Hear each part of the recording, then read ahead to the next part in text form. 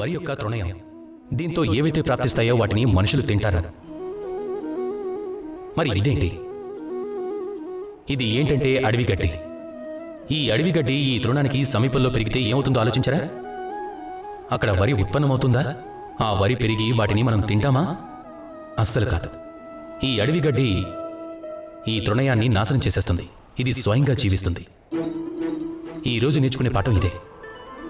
ప్రపంచంలో ఒకవేళ మీరు మంచి మార్గంలో వెళ్లాలనుకుంటే, మంచి కార్యాలు చేయాలనుకుంటే, సేవ చేయాలనుకుంటే దానికోసం మీరు అడవిగడ్డి లాంటి వ్యక్తుల నుంచి దూరంగా ఉండాల్సి ఉంటుంది. ఆ వ్యక్తి దుష్ప్రవర్తనతో, మిథ్యతో నిండి ఉంటాడు. అతని దుష్ట వ్యవహారాలు, అందులో చాలా దుర్గుణాలు ఉంటాయి. ఇది మంచిది కాదు. ఆ వ్యక్తి యొక్క చరిత్ర అత్యంత దుర్మార్గంగా ఉంటుంది. ఇది మంచి వ్యక్తి చరిత్రని నాశనం చేసేస్తుంది, లేదంటే తనలో కలుపుకొని చెడ్డగా మార్చేస్తుంది.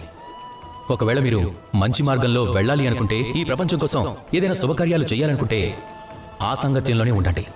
ఆ సాంగత్యం జ్ఞాని అయి ఉండాలి. తనలో చాలా సద్గుణాలుంటాయి. ప్రతిరోజు తన నుంచి ఏదైనా నేర్చుకోవచ్చు. అలాంటి వ్యక్తులతో మీ జీవితాన్ని గడపండి. దుర్మార్గులకు దూరంగా ఉండండి. అప్పుడే మన మనసు సంతోషంగా చెప్తుంది, రాధాకృష్ణ.